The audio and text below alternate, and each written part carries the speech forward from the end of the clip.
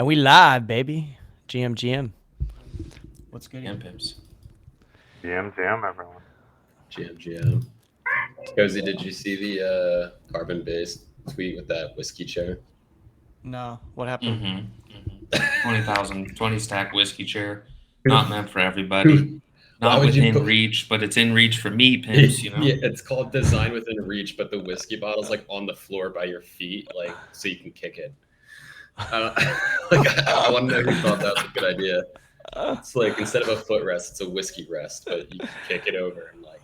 It's basically like a Oh my fucking God. coaster. A Why do they foldable call it design coaster. within reach? I don't think a $17,000 chair to hold your whiskey is within reach for most people. I might buy it as a treat for myself, but I don't think this is very feasible for most people. Not within reach. Oh, he's fucking hilarious. And yeah, avid whiskey drinker. I'll be going down to visit him in a couple weeks. Whiskey's so good. Whiskey's so good. Yeah. Depends which. Yeah. The what? The Hibiki master. Hibiki. Ooh, you're a Hibiki drinker. Yeah, I've got some Hibiki here. You know, go to $80. That's all I got right now. Yeah, in a past life, the alchemist was perusing the world of Japanese steakhouses and sushi places. Used to be a skilled sushi chef. No, but I drank a lot of Japanese whiskey. I got really into probably alcohol in general, like learning more about alcohol when I was there for like pairing purposes, but learning a lot about whiskey and sake. Japanese whiskey, like Hibiki is my shit. lower percentage? Lower percentage? Like No, lower baby. percentage alcohol. No? No? I don't think so. I used to be a Blue Label Maxi, and then somebody was like, dude, this is way better. It's like $80. It's like half the price. I was like, fuck it. So now I just drink Hibiki. I'll drink some artisanal shit down here in Brazil sometimes, but mainly just buy the Hibiki. You know, I wish DK was on right now because there were two actually whiskeys that he put me on to while we were traveling around a year or two ago together. And I can't fucking think of it, but I was drinking it in New York at the hotel we were at. And like after he got it for me the first night, everywhere we went, I asked if they had it. And now I can't fucking think of it, but yeah, DK is a whiskey guy himself. So yeah, thanks everyone for joining us. Today we have Marty, Backyard Bound, Goblin Hound, and the JC Denton. Any of you guys get the Celestia airdrop? I unfortunately was blocked out of that, and when I traveled to my other home in a region that was would have allowed me to claim, I kept getting other errors, so I was like, fuck this. Yeah, it took me a while, but was able to. What qualifies you for it? Oh, you guys live in restricted areas? Come on, guys, come to Brazil. Come be free. What about the land of the free? Gotta I take a just vacation happened- to France, Cozy. Yeah, I gotta go back. You got to go riot, you know? You got to go as- riot to join French, to get your Frenchmanship. As much shit talking as there is about like France and French people, I loved like being in France. It was probably one of my favorite like countries I've traveled around. Nobody was an asshole like the stereotype that French people are assholes food to was foreigners. good. Yeah, the food was great. amazing. Food is unbelievable. All of the The old museums, world, like, all the cities were cool. fucking. I didn't And even we go didn't do see that. any riots. There was 0 riots.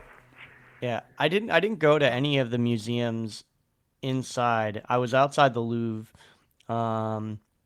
just because I was busy with work stuff when I went the first year, and then when I actually had time to myself, it was outside of Paris when I was traveling around. But yeah, I enjoyed like pretty much every city that I was in. I didn't really make a plan when I had gone. We just we were kind of planning like 2-3 days in advance. So we just like train to a city and be like, all right, this is cool. How long do we want to stay here? All right, what's next? And all I knew is the only thing we knew is that we had to be in the south of France by a certain date because we were flying out of Nice. But Great. Yeah, it was a good time. I liked Paris. We were there for a month this year. Museums, the food. We were actually there during the trash, amazing 2 meters of trash strikes and the riots. Dude, they were fucking going to war, dude. That shit was Okay, so you were insane. there when it was happening because when we showed up for ECC, it was just after that, and you Yeah, I you really was couldn't tell right in the before. city. No, I So was I either was the staying in this little nice little rich area, I guess. Surprisingly, I picked the right Airbnb. It was a little nice neighborhood. They had private street cleaning, private trash. So you didn't see any of that shit until you went like, oh, the Eiffel Tower, the all the shit, right?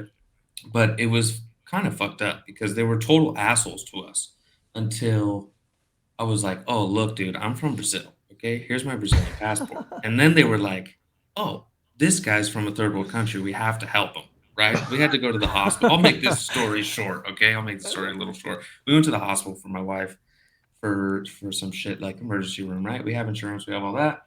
We go to the front desk. The lady's like, "Fuck you. I don't speak English. Like, you're a piece of shit." And you could just tell. Like, oh, she was like really heated. And we're like, hey, like, where's the emergency room? Where can we find it? We're not from here. It's our first time. Nah, fuck you. Okay, no problem. So then I pull out the Brazilian passport. It's like, hey, look here, lady. I'm from Brazil. We really need some help. If you could help us out, I know you don't speak English, but if you could just point, and I'm trying to do the translator, and she was in perfect English. Oh, Oh you yeah, sweet, just sweet go poor down person. there, He helped go you. down there, make a fucking left, Yep. make another left, and there's the front door, and that's where you need to be. And I was like, I thought you didn't speak English, you motherfucker. And then I walked outside. Maybe it's The, because, like my outside of me, like I'm the only fair-skinned person in my family. So maybe that's why everyone was so nice to us. You know, my my Yeah, yeah. Like my wife my is like almost black, like Sometimes Europeans think I'm American, even though I'm not, because I speak in like English that sounds American to them. yeah, the even with your thick overwhelming accent. Yeah, I don't have a thick Russian accent, so they think I'm American. If you're not Russian, you're American. oh, we're one or the back other. in the '60s, boys. Yeah, no, it's amazing. But no, though, really, the amount really of enjoyed people France. Yeah. people that pretend they don't know English, but they understand it perfectly well is staggering. They just don't want to be helped. I was like, They don't "That's wanna a good fuck with lady. you." Fuck you. Yeah, Yeah, they like don't wanna literally, fuck it with could be you. helped, but go fuck yourself. Like even it's like 5 seconds of effort for me to save your entire day. Oh Yeah, I yeah, it's had like she wanted to, she wanted to just piss me off. And I was like, just make it easier, honest lady, please. Everybody else was cool, but just this one lady, I will always remember that fucking lady. I only had one person do us bogus, and I get it. He was trying to help out the home people first, but we were leaving Disney, and the train said something had happened with like the train that was going back towards the cities, and the only way to get back was the shuttle. And they had one bus that was going that direction, and it wasn't even like a traditional shuttle. It was a regular bus that was making stops along the whole way to like where we had to go. So we were like, all right, fuck it. We're gonna have to do this, but we didn't realize that was like for everyone. So when we asked the guy where to go, he told us like the wrong end to go get on the shuttle at. So like the reason we knew is because there was fucking nobody over there, and there were just like thousands of people over on the other side of this parking lot, like waiting in an area. So we go and we like jog over there, and getting onto the bus, it was like the videos you see of uh people escaping into like another country, and when it's just like thousands of people flooding into like some Oh small God. tight like area. But we're on a bus, so it's like as soon as they open the bus doors, everyone's trying to slam themselves through the door and like just trampling like women, children, like you fucking name it. There were people that were just like doing anything they could to get on like right then. So like the third or fourth bus maybe we were gonna get on, and we were like right in the front, and I've got my son's like hand, and as the door opens I have these two guys that like literally like jump over him. So I'm like on the bus stair trying to pull him up, and I can't pull him up because like there's so many people you know pushing through to try to get in that he's stuck. So I just like freaked out and I started pushing people, like literally Like, shoving them off the I'm bus. strapped, bro. I'm strapped, bro. Better back I up. wish if we were here, yeah, that would have Fucking been the blast case. you But guys. I'm gonna get fucking the blast fuck you back guys. right now! Get the fuck back! This is Everyone my off the bus. It's my bus now. Single Oh. file line. This Women was and at children Disney first. Paris. This was at Disney Paris, yeah. Oh yeah, I rented a Holy car shit. because I don't do that shit. I don't do the full public transportation. I'm like a claustrophobic one in that situation. I'll just start screaming at people. Well, I the rented a train car. infrastructure is fucking amazing there. Like, Love it. I don't know Love if it's like that. I don't know if it's like that throughout all of Europe, but at least in France, the like long distance city to city train system was like second to none. All Europe's pretty good. Pretty good. We did Germany's all horrible. the interior. Yeah, It was good in Spain too. yeah. The We first went class trains Paris, are Switzerland. nice. Love it. Love it. First class. Loved it. Germany's trash. Public transit. I've heard that They have actually the from a few Autobahn, they people. have I've cars. heard that their trains are like really trash there. That they're like not on time at all. That like they sell your seats. Like you'll Yep. get on and there's like, yeah, that was not the case on French trains. Like they were pretty on top of who was on after you were on, and if you're in the area you're supposed to be in. And they didn't wait for fucking anyone. Like the train was showing No, up. dude, if it was early, And there's it was nobody to leaving help early you. too. Yeah, nobody's to help you. You just got to get on. It's so funny because it's the Shenzhen area, right? So it's supposed to be freedom of travel, right? And we're going from Switzerland to Italy, and there's like customs boards the fucking train. And I'm like, hey guys, I thought this was freedom of travel. And I was like, just being a jackass, right? And they were like, oh, your passport, please. And do you have anything to declare? I'm like, of course not, bro. Here's my passport and my wife's passport. And I was like, come on, guys, what happened to the freedom of travel? And they were like, fuck you. Like, we could do whatever we want. I was like, they must have been looking for somebody, you know? Says right here we can do whatever the fuck we want. Yeah, I was like, come on, there's no customs, no nothing, and whatever. I was just being a jackass, right? Typical American, typical in Europe or land. Typical American. So on to the crypto stuff. So was anyone here impacted by the Unibot debacle? No, what happened? I Nope. read some stuff, but didn't happen. Pretty much they had a new router that was exploited. So anyone who had approved tokens on this new router were susceptible to being exploited, having their assets taken. There was like 500 and something thousand, I think. It wasn't anything too crazy, but it's like, I don't know. We talked about it. We talked about it a bit yesterday. I was more so asking because, if it happened with Unibot, do you guys think that Banana, Maestro, all these other bots are next? It seems like there's usually like susceptible, right? It seems like there's usually like a domino effect. Like when there's something that happens with one of these, very shortly after the forked version of that, it occurs on and Maestro was technically first, right? But just feel like, I don't know.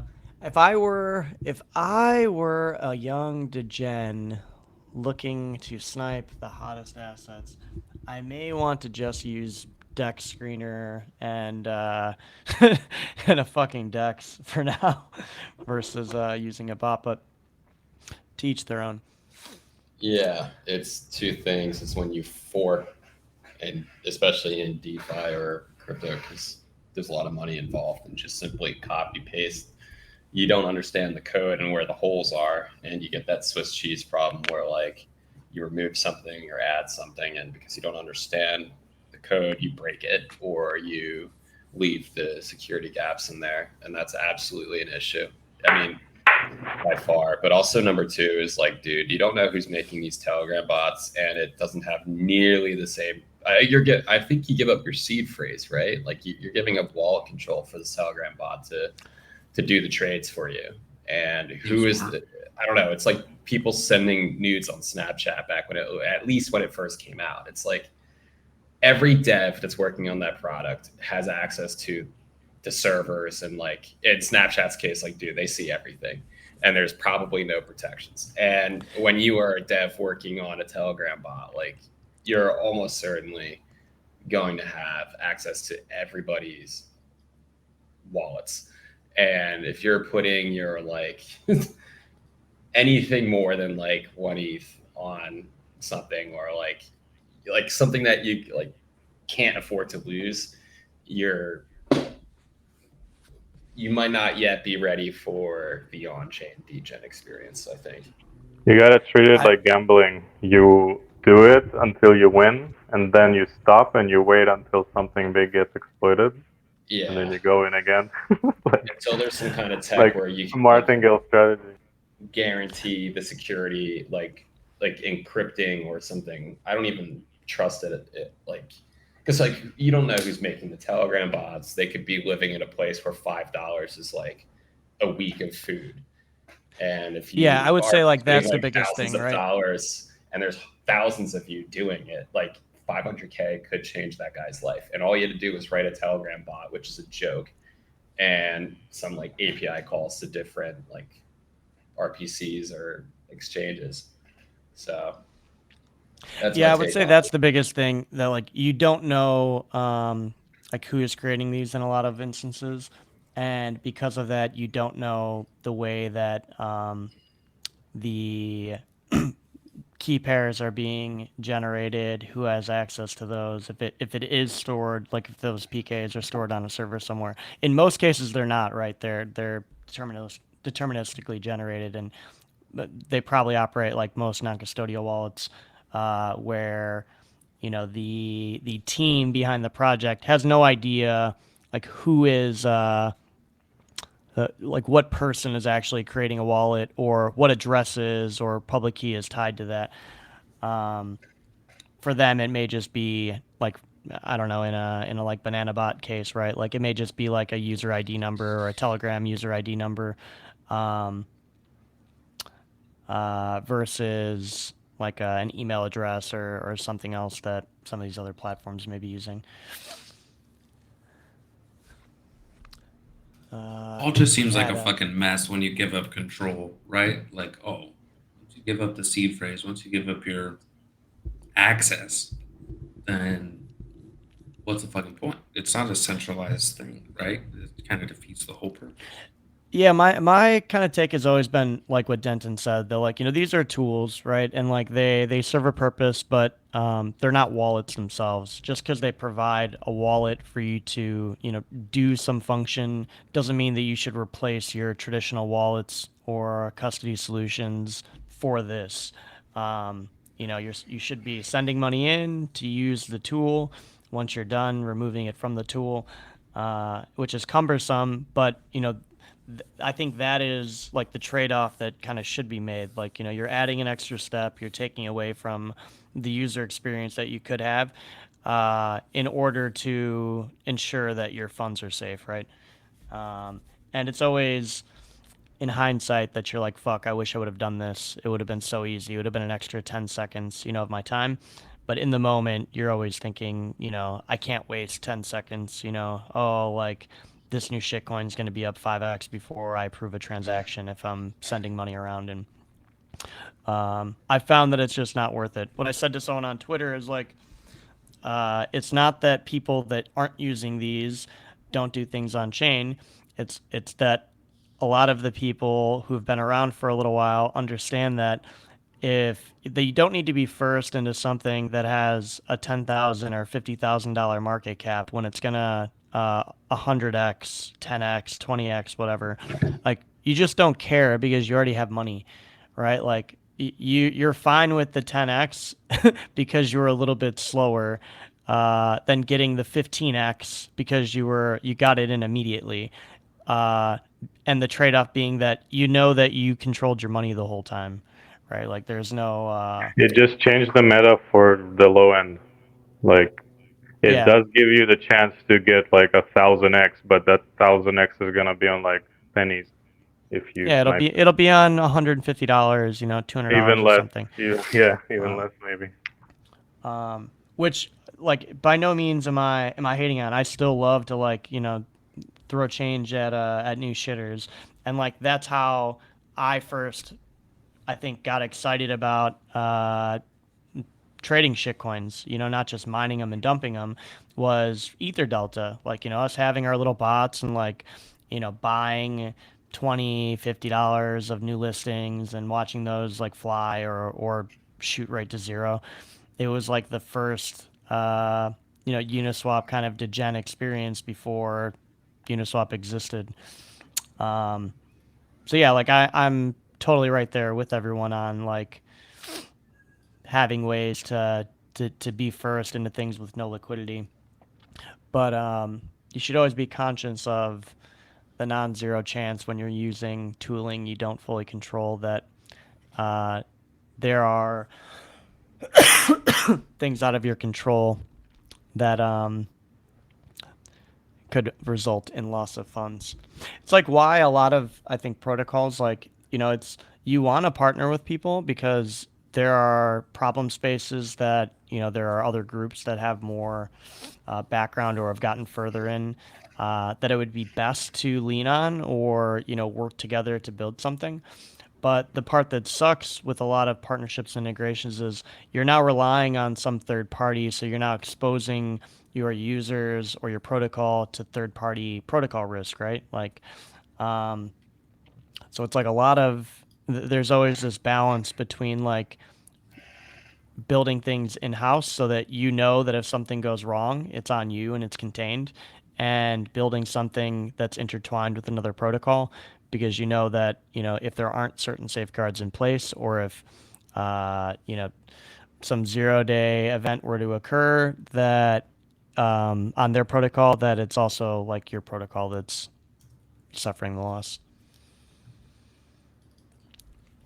That's my tangent on that. Yeah, no thanks, no thanks, no thanks on any of that. Right? Yeah. I never did any of these Telegram bots. I never did any of that shit. Even now, we're trying to limit all counterparty risk that we have on centralized exchanges. So for me, it's always a no. There was also the Frax DNS hijacking yesterday.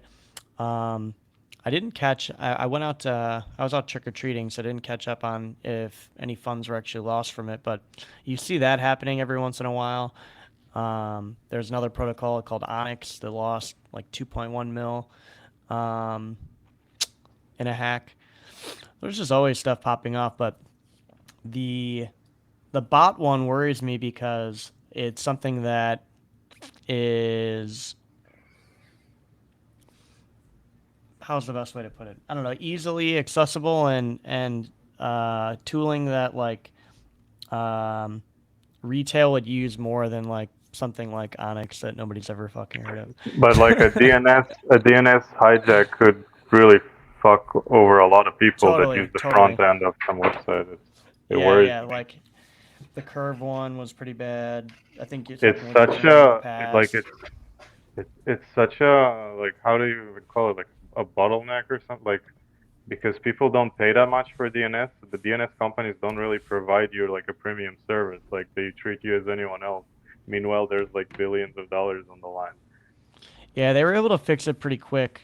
I want to say it was like 2 hours maybe that it took them. But yeah, I mean that kind of shit is it's I've dangerous. seen sites of like smaller cap coins get taken down because people just report them, and the DNS company just takes it at face value that like the people reporting are on it, and then it like takes like a week to solve it.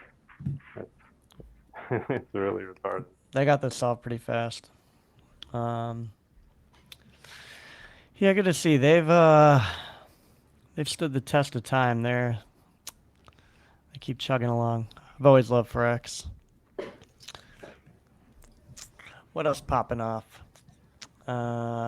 We got Solana. Solana DVA, pushing. yeah, Soylana, Solana FOMC. manlets fucking Oh, rejoicing listen, I with got the Solana Mortgages. phone. I got the Solana phone when it was new. It's paid for itself more than 2 times over now because of the free mints you got with it. with the airdrops. Yeah. Were you practicing the ABS strategy? Always be selling? Well, I've held it until now, so Not the that's how. Solana. I mean, Oh, the NFTs, yeah, 100%. I was gonna say I want to see some of those. Horny. He's like, and I'm really waiting for Solana to be $40 to start bull posting about it again. Shake my head. Yeah, everybody's talking about Solana now, right? So local top soon. Let No, my whole let thing is if let FTX Ansem isn't dance for a fucking couple days selling though. into this, yeah, let it have some wiggle room. But if Galaxy and FTX aren't selling into this rally, and they're gonna come back and oh, we're fucking diamond handing this shit, then they are insane. This is insane. Come on, guys. You guys have to pay back creditors. You guys should be selling into this rally, no doubt. Well, Fuck there's those zero fucking chance bans. that they're going to decide that they're going to keep it. Like they have like 10%, over 10% that they need to unload before, when is it? 2000 and, is it next year, 2024? Or is it longer? I don't know. They have over 10% though that they're gonna have to liquidate. Now whether like I don't know how Galaxy would get out of that either. They're kind of beholden to paying back their creditors, and I think they would just get a fucking order to liquidate all those assets. Yeah, they should just that's the whole thing. They should be T-wopping the top, but T-wopping out. They need to be getting out of these positions to pay back creditors. If I got to go look at the original numbers when they put them out of how much coins they had at on what days, and then go do what it's all worth now. In theory, they haven't sold anything, right? Then the hole wasn't. It's not insane. The hole was fucking big, but if shit's back, then like it's not totally out of the question that they could even be somewhat close. I got to do the math before to back that one up, but that's my redacted theory right now is that they're getting close.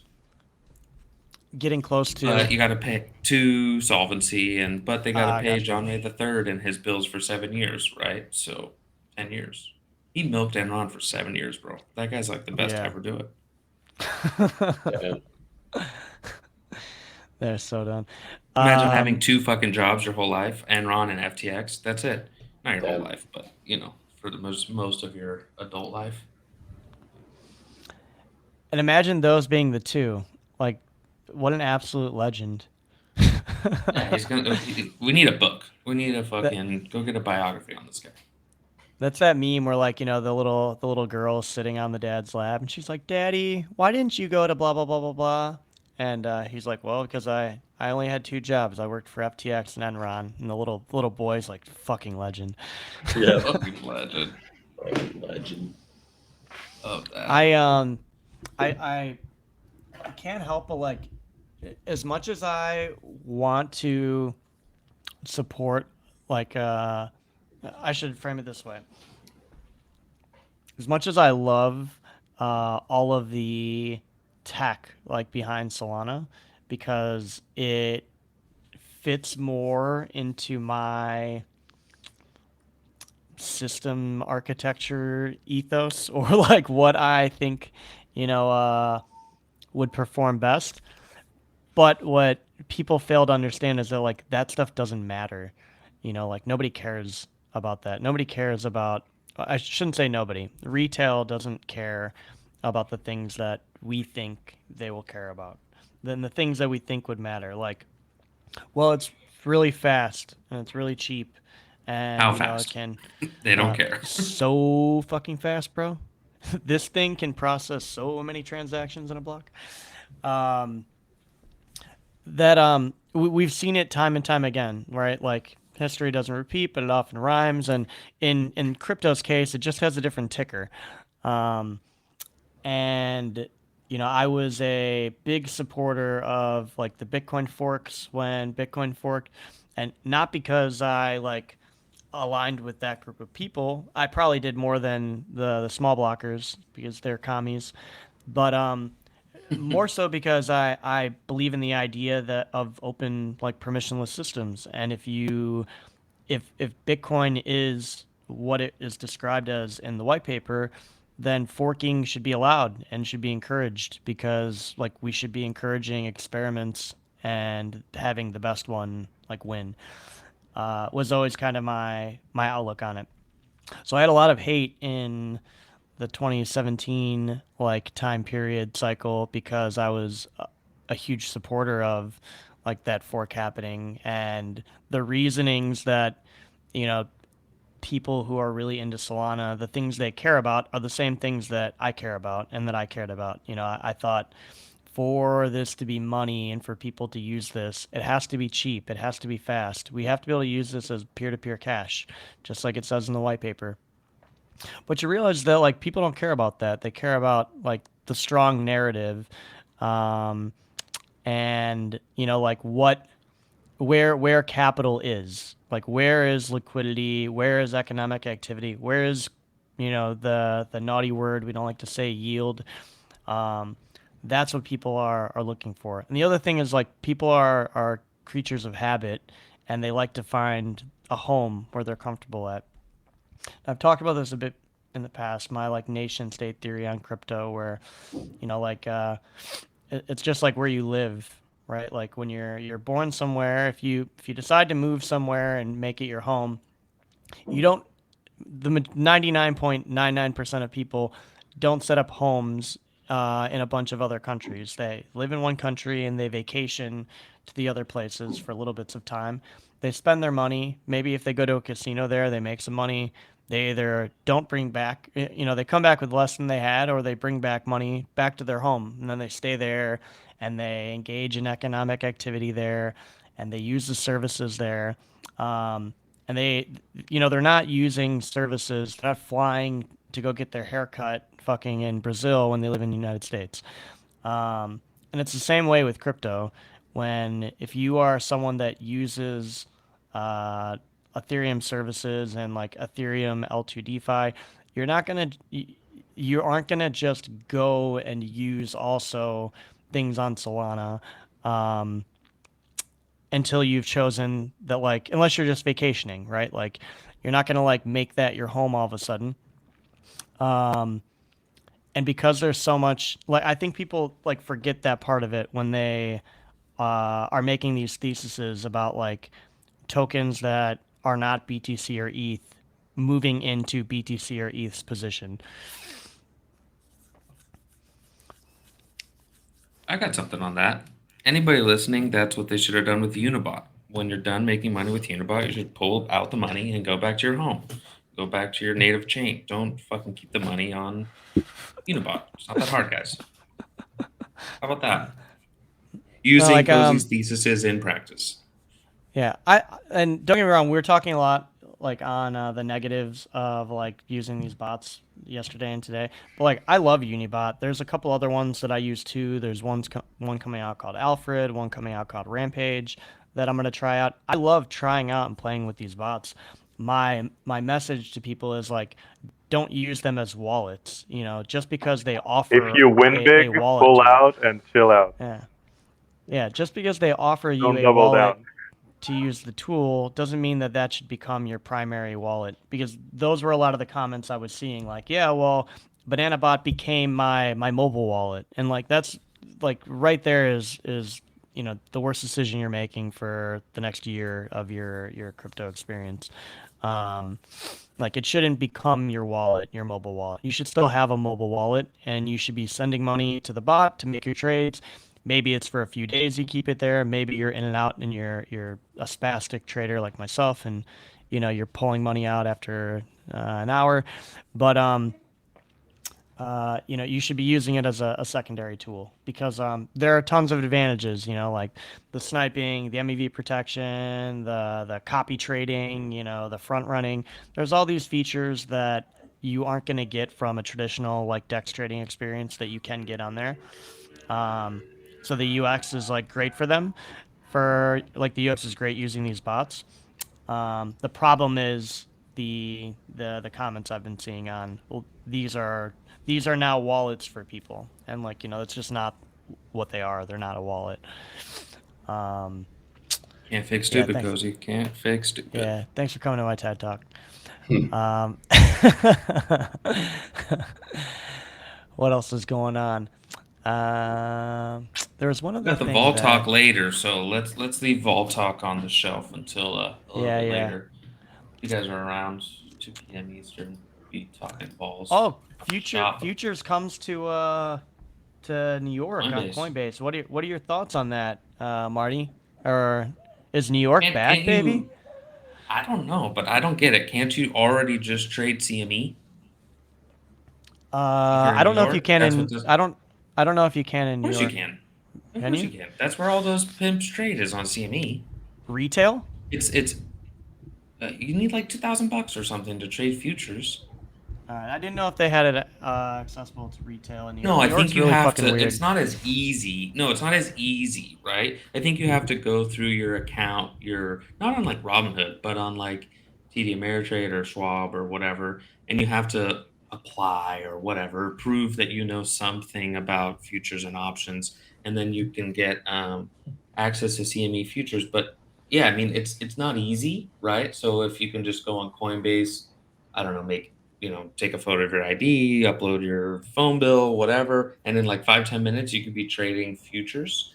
Then that's just another tool to add to the toolbox in terms of trading instruments to trade. But I really think it's like 2 grand to trade futures. I think it's 25 grand for day trade limit, but I think it's and there's no day trade limit on futures. So day trade limit for stocks is 25K, but I really think it's like 2 grand or something to trade futures on CME. Maybe the margin requirement's a little bit different. Maybe I'm talking out my ass, but yeah, it's just another good product for the good old people of New York that have access to Dudas. nothing. They don't have anything.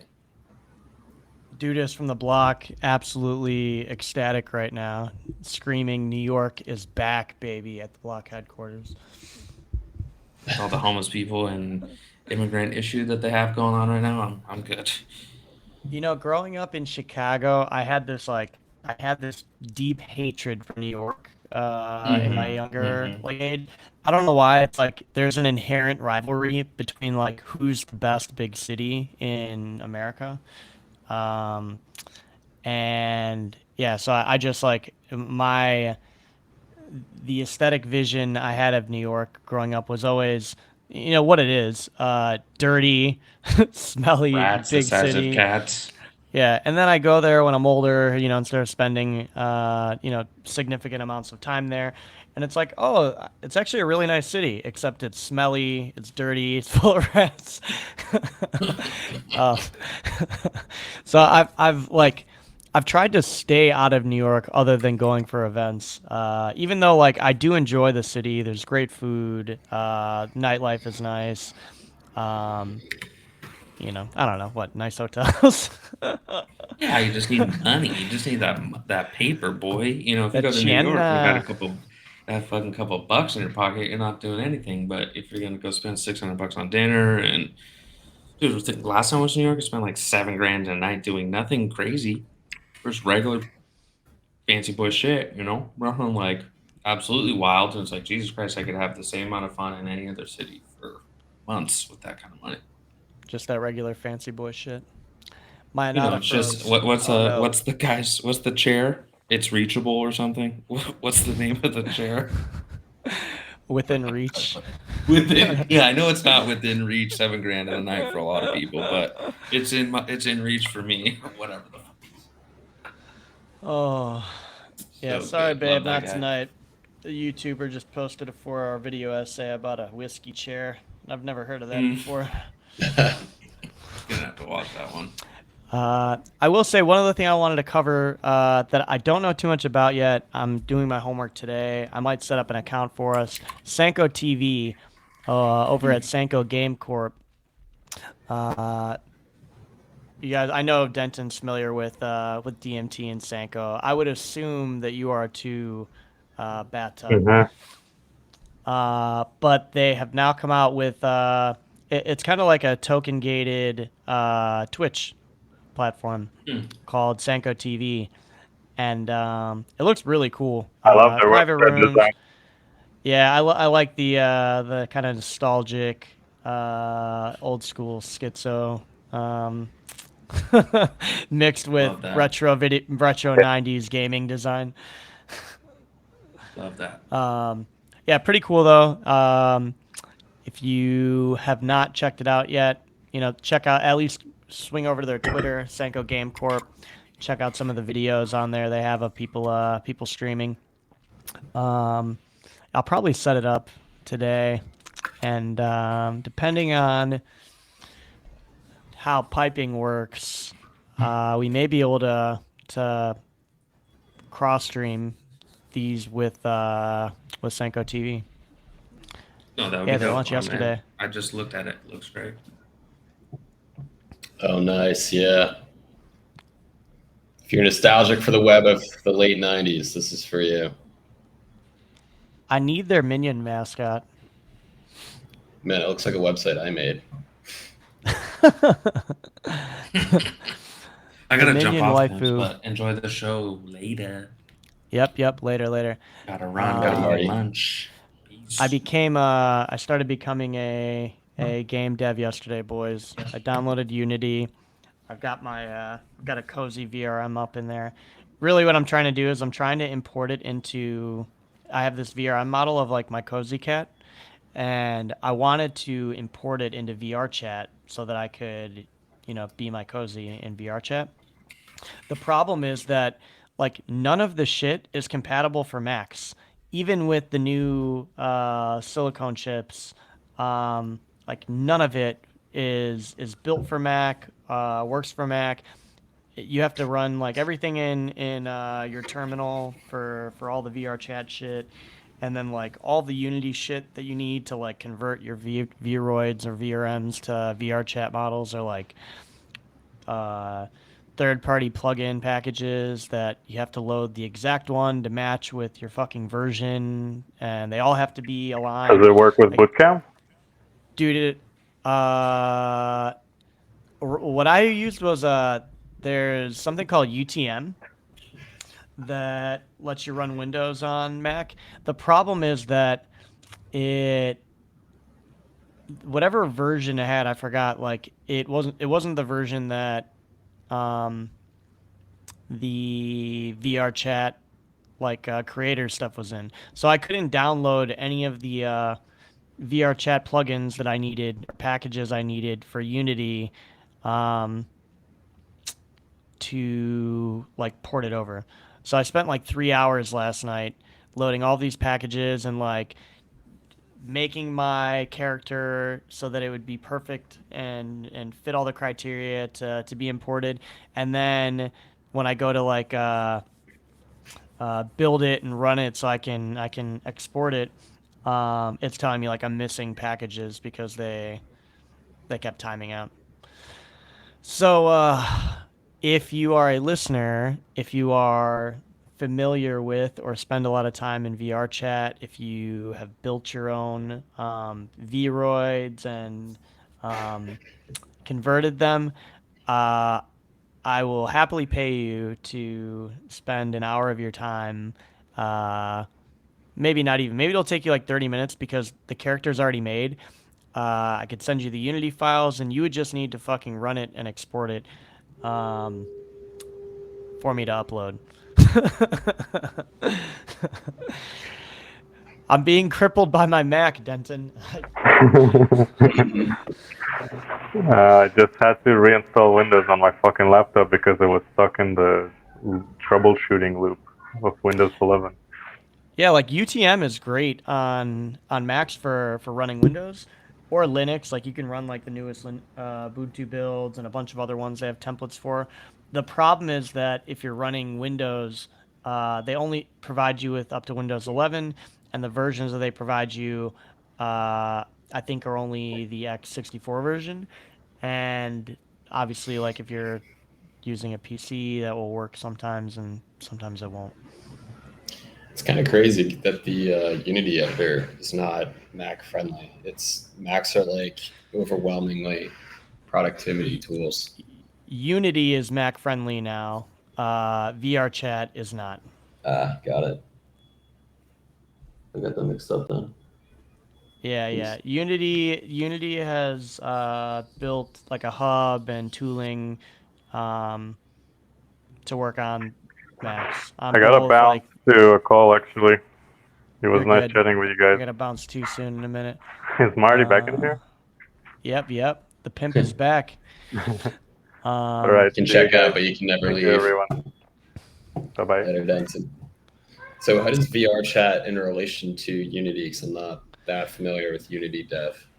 All of the worlds and characters are built in Unity and imported into, well, maybe not all. I don't know. Maybe there's another framework they're using, but I'm pretty sure that all of them are built in Unity and imported there. Got it. Okay. The issue is that VR chat is only Windows compatible and Quest compatible. So a lot of the you know a lot of the software that they provide for creating, they've only put out for Windows because their platform is only available on Windows.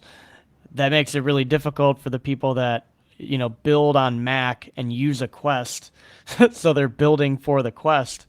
And I'm one of those people. So yeah, I spent a bunch of time like downloading shit that I didn't need, like updating my .NET runtimes, fucking making sure those were right, getting the right Unity build, getting VRM to VRC converters, like all these packages. I literally spent 3 hours like researching this and then doing it. And then when I got to the point where everything was done, I just needed to run, build, and export. It was telling me that I was missing like some package.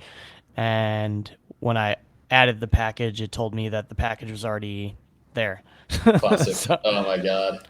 So there's like runtime errors. Ugh. And I don't know enough about Unity to like debug it and like go through and open it up to like change anything. Yeah. So, yeah.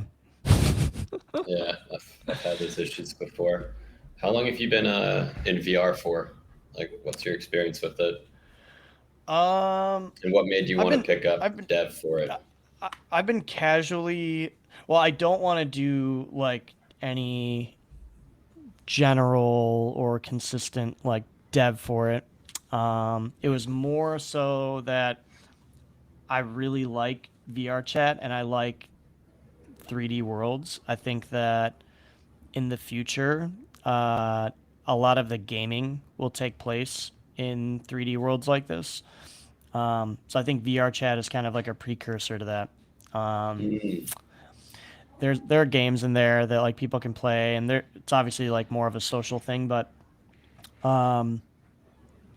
yeah, so that's always interested me. There were some people who were involved in some NFT projects a couple years ago that were really, really into VR and creating these like VR worlds.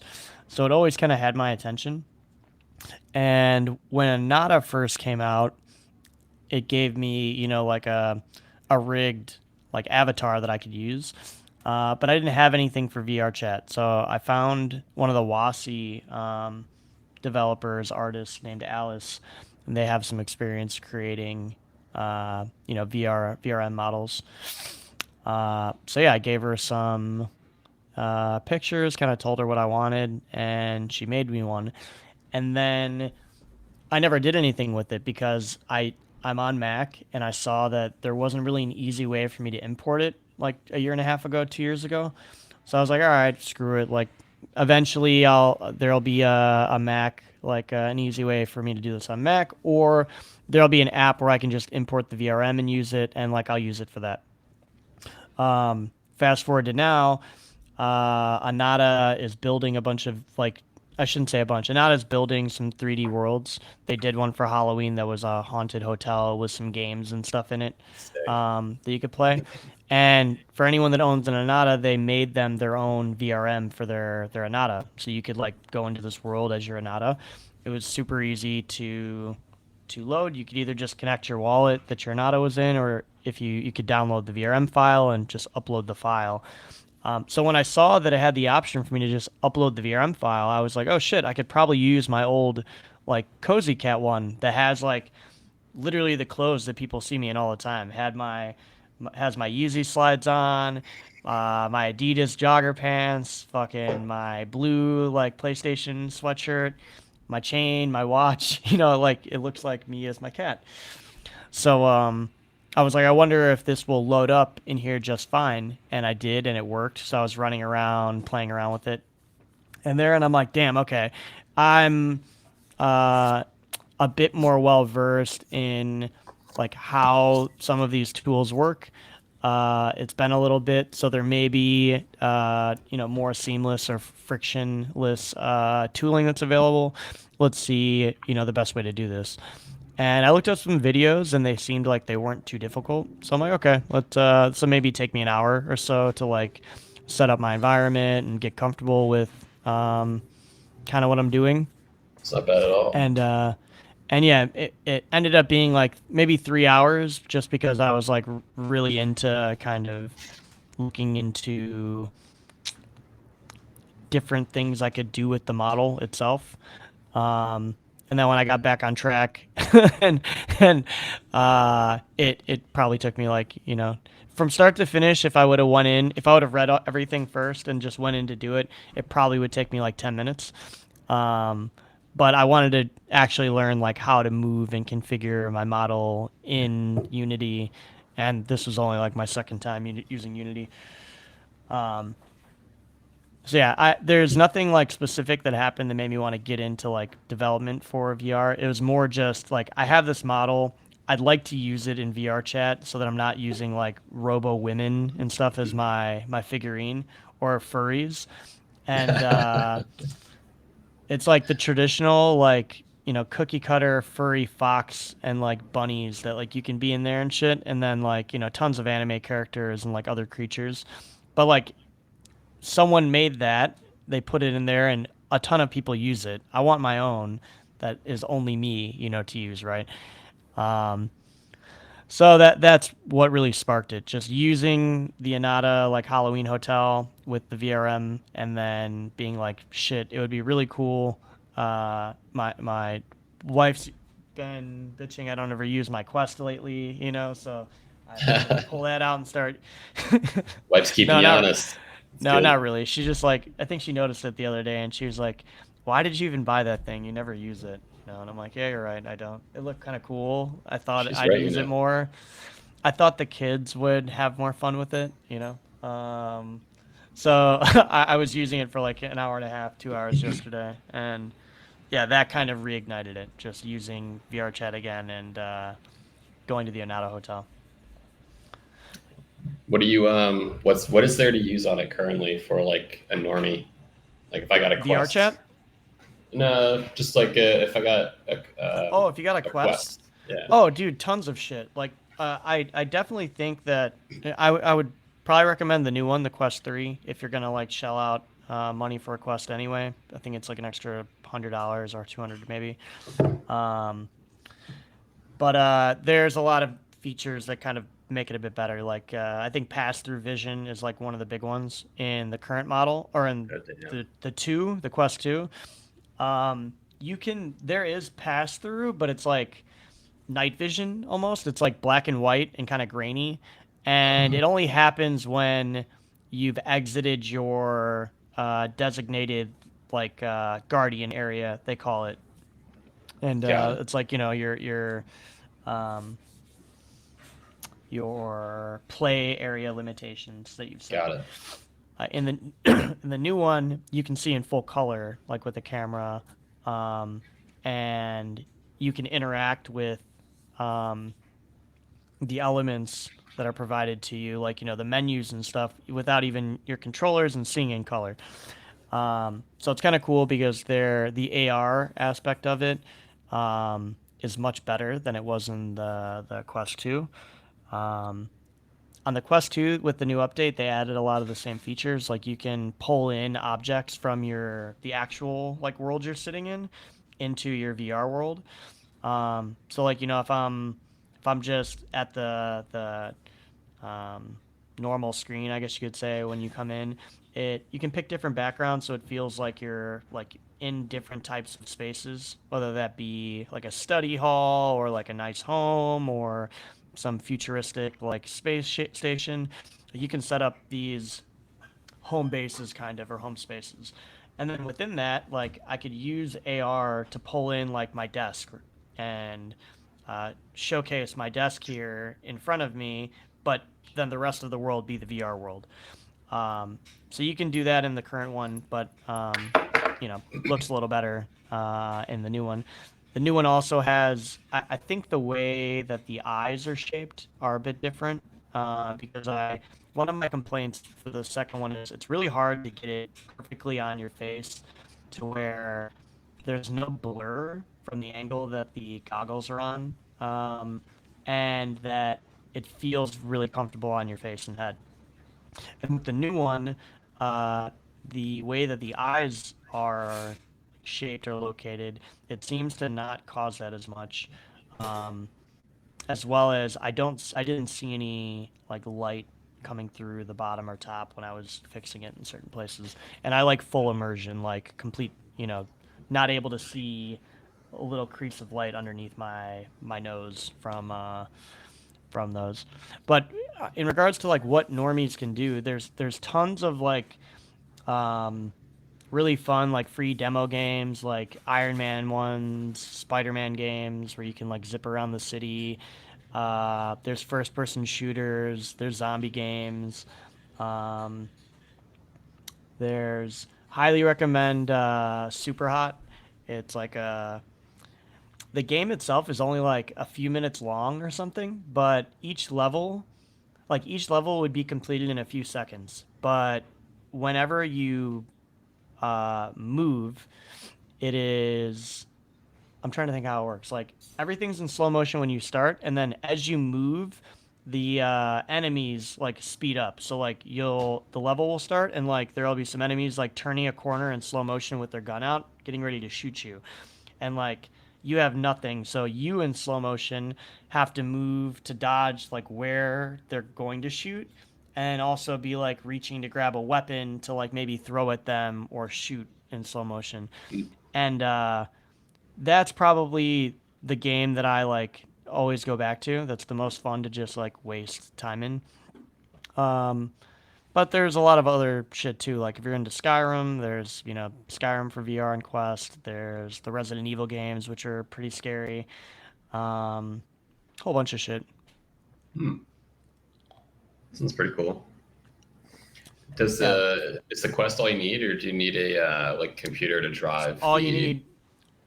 Nope, Quest is all you need. Quest and like now because they're pretty integrated into Facebook, like you have to set up a Facebook account or if not a Facebook one, then a Horizon. I think it's one of the two you can have.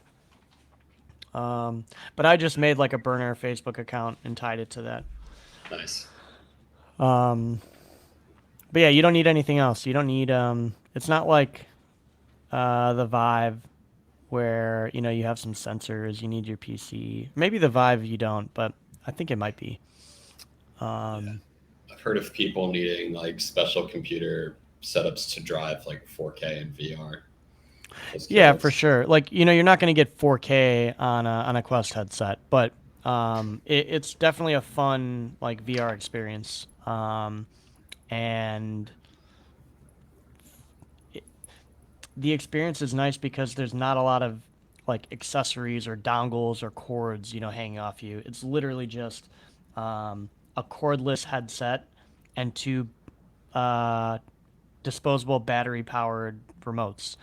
And with the new update, you don't need the remotes. You can just use your fingers. It will map out your hand. It actually looks really fucking cool. It maps out your hand, and then just like with the new Apple Watches, where you can like tap your finger to answer a call, you can slow press your fingers together, and it opens up like menus for you. So instead of needing to call a menu with one of the buttons or triggers, you can just like hold your finger together and then press one of the buttons to pull up a menu.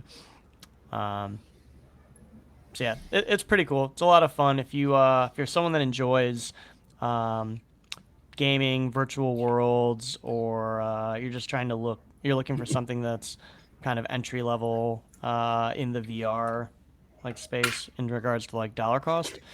I'd recommend it. It's fun. Where do you? I guess it would be for NFTs or Web3 game. Like, do you see a Web3 use case for VR at the moment, or? At the moment, I don't know. Um, I do, but like I don't know if you could. I don't know where the monetization comes in, right? Like I think um I think the world we live in is like increasingly more and more online, Hmm. and you see it in like the generations under us with how much time they spend in Discord and like in just like their lobby chat in a game. Like they'll be playing Call of Duty, but they'll add like 8 people, to the to the lobby because like they have no intention of playing. Like they're just like hanging out in there chatting, and then like maybe some people when they get off, like the rest are gonna play a squads match or something. But like I'm like, yo, are we gonna start? And they're like, oh no, we're waiting for these people. I'm like, well, we can't play then. Oh, we're gonna split into 2 groups. Like they just want to chill like online, and so I do think that when you look at the quote unquote community aspect of like NFTs and like Web3 culture, not necessarily crypto culture, but like Web3 culture, that this is very in line with where they're going, I think. Um, I see virtual worlds and like virtual hangouts as um, something that a lot of these people will participate in the future because it's a social club where like you have to think of why Anata is engaging and why people like it, right? People like it because it adds an additional element to your meetings, to your calls. It's something that's new and fresh, and like you don't get bored. You can kind of sense emotion from the person you're talking to a bit more than if you were just talking to a blank like PFP or a traditional red circle with a letter on it. And with like these VR worlds, as projects start creating their own like custom social club, I think that like what people treat Discord as now for those types of like NFT projects and like NFT gated DAOs and things like that, I think they'll just use these virtual worlds because like then you're able to actually be in it. You can like check in. The people that you hang out with and talk to every day in the group chat are there hanging out. You can sit down, chat with them, and it adds that additional element that Anata has added to like video calls. Yeah, I love what the Anatas did with. I mean, just how you're saying how you use it, right? It's like a 3D VR almost avatar, and it bums me out when in the NFT craze of last cycle, how everyone just kind of treated NFTs as like I think it's an Andy Warhol painting, right? Where it's like 12 the same thing, but just different colors. And Yeah. it's like there's so much bigger opportunity. And I think people try to mix around with like I saw some 3D kind of NFTs where like Disney's first NFTs was like Spider-Man by a pool or something. It's kind of obvious someone just like filmed it with a 3D camera and like I don't know. It's like what the Anatas did is like basically let you make it your persona in a way that's really personifiable. And I think I'm hoping like there's obviously way more use cases out of NFTs that I'm really excited for. Like I think like tickets and like contracts where you like real world contracts kind of where you can have it like Dude, Dash did it years ago, right? Like Dash was patenting weed strains and putting it on chain I remember to people be asking me about because that. Because Monsanto was like creating all of these new strains and was trying to like patent them to take over the weed industry, I guess, Ugh, out fuck them, west. dude. So yeah, there were people that were using Dash to like, essentially like notarize the creation of their strain. And yeah, like NFTs, serve a purpose for this because now then it's like you can transfer that like piece of IP later on. Um, just a simple like receipts, right? Like it's an unalterable receipt of purchase. So I've talked a lot about like how I think it solves some issues for the traditional art world in like counterfeiting. There are tons of. We only scratch the surface, and the thing is like that. The only use case that got highlighted when NFTs became popular were uh, gated access and pictures. Yeah, the JPEGs, and all of Yeah, them are like pointing to an S3 bucket or something. It was pretty like gated incredible. Or access you, is a big thing though, right? Like because totally, totally.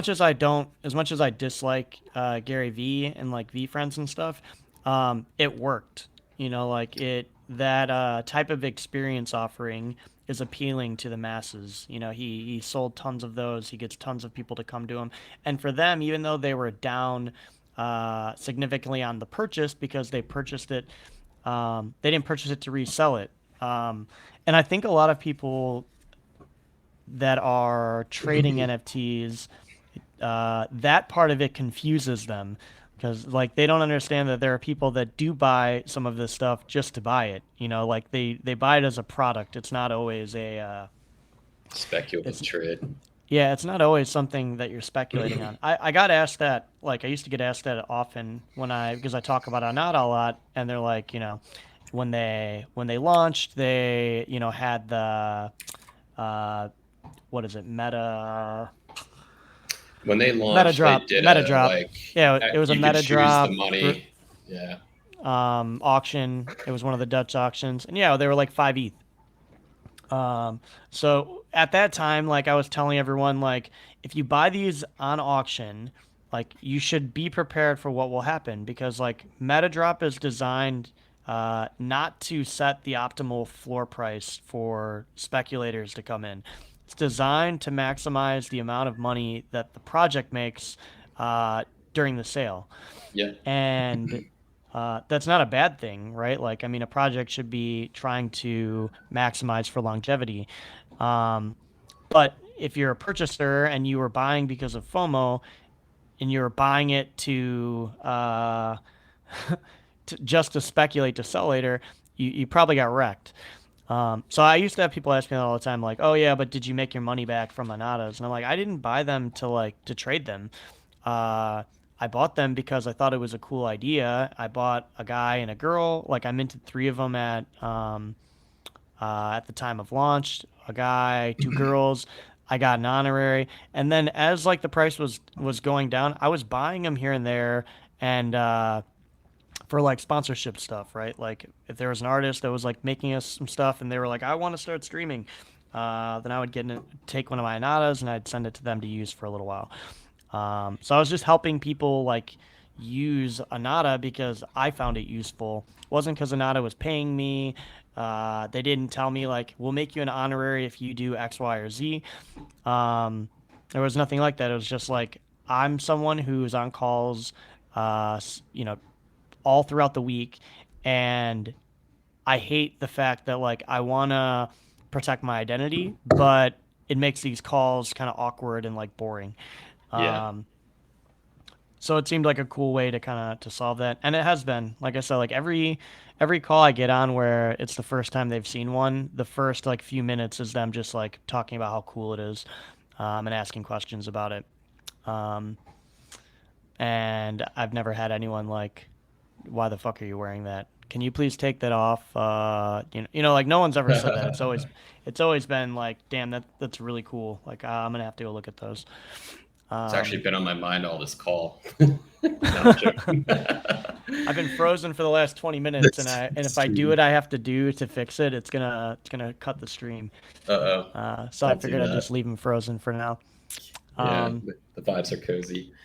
I am so fucking excited, and I'm absolutely positive on the use case. It's like Ticketmaster. The NFTs technology is so fucking amazing for event tickets. It's wasn't insane. Ticketmaster supposed to do it already? I I could don't have want sworn it them to was do them it. I or want Live Nation.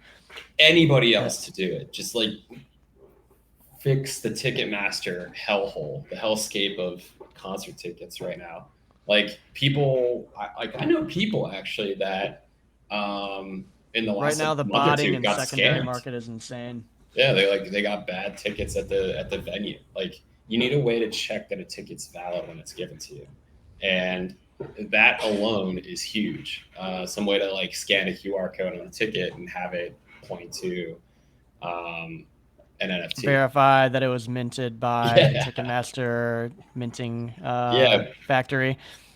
But like, yeah, I don't know. That's like a space you need somebody with a ton of fucking money that can just take the time to take those guys head on, as well as a ton of fundraising, because you've got to find a way to get into all of their event venue deals where it's like, we'll run your tickets, but you only use us for like 20 years.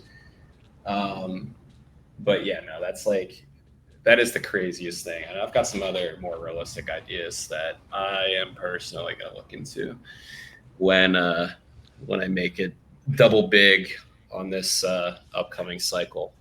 That's when you drop bathtubtoaster.finance. Yeah. Yeah. Yeah, we'll bathtub toast. It's for the bear market. we'll be V-toasted, very, very toasted for the bull VX Toasty. as we start toasted for. We simply remain cozy in the bowl of the bear. There's no try. There's only be cozy. No try. Yeah. Yeah. Cozy's great. I'm up 0.00046 cents today. That's so I don't know how you guys do this 9 to 5 shit, to be honest. Dying. All right, let's wrap it up. We're quite a bit over for the day, but it's been a lot of fun. Gobbo Hound / bathtub toaster / man of mystery. Man of mystery. I'm like, what is your TD now? Bread. Bread. Like a loaf of bread spelled wrong. Yeah, like a loaf of bread without the A. I knew it was some word that was familiar, but it was missing a letter, and that's why I was like, is it like bran? And it was supposed to be like brawn. But, yeah. Thanks for joining us, man. I dropped you the link. Feel free to pop in any day. Thanks, man. I'm going to get some premium shit done and then venture back into the world of 3D modeling. See if I can fix this myself. I'm gonna become a runtime error expert by the end of the day. There's no bigger pain. I literally had that same thing you talk about happen. It says the dependency's missing, and then you fix it, and then it's like there's another issue that it was never the dependency at all. It was already there, and it was something else. Well, the first thing is my path was all fucked up. We call it dependency hell. Yeah, when I switched to using a ZSH terminal, it like messed up. Or it might have been when I updated to whatever the newest version of Mac is, but none of my commands were working anymore. So that was like the first thing I had to figure out, and that was super simple. Just like switch it back to Bash, and it works. But like that caused me like a huge headache for a little. I'm like, why does no command work right now? And yeah, easy fix. But then, you run into like all these compatibility issues because like you're not using the version of Unity that works best with this version of VRChat. That's VRM converter only works with that version of VRChat. Like it's just fucking stupid. Yeah. We shall come out on top. The fix an issue after 2 hours and find out you weren't even able to use it at all. Yeah, I literally I was just defeated last night. It was like after I started when I finally looked at the clock and it had been like almost 3 hours later. I'm like, yeah, I'm going to bed. Fuck this. Yeah. Shutting everything down right now. Yeah, I don't miss dev work at all because of that specific type of thing. It's most insane shit. But yeah. We'll wrap it up there. Good chatting today. We'll see you back tomorrow. Later, you boys and you girls.